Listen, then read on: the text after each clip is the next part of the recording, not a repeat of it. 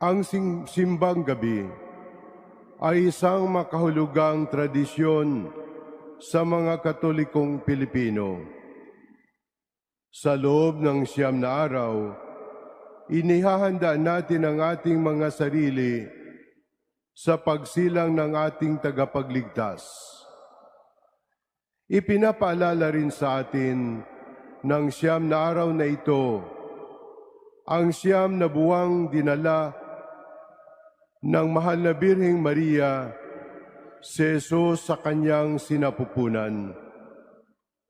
Habang papalapit ang Pasko, nakikipaglakbay tayo kay Maria at hinihiling ang kanyang pananalangin para sa atin upang tulungan niya tayong tanggapin ang kanyang anak nang bukas ang ating mga puso. Sa pagsisimula ng paglalakbay na ito, nais kong ialok ang isang payak, ngunit mahalagang mensahe. Lahat kasali dito. May puwang ang bawat isa. Kung ito ang unang beses mong dumalo sa simbang gabi, ikaw ay malugod na tinatanggap.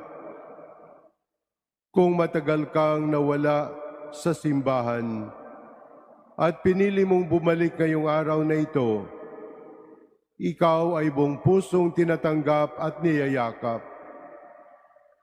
Kung ikaw ay dumating na may dalang pag-aalinlangan, mga tanong o mga sugat sa puso, handog naming ang isang mahigpit na yakap para sa iyo.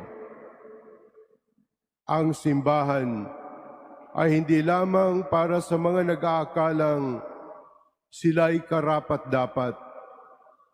Ito ay para sa lahat ng naghahanap ng Panginoon.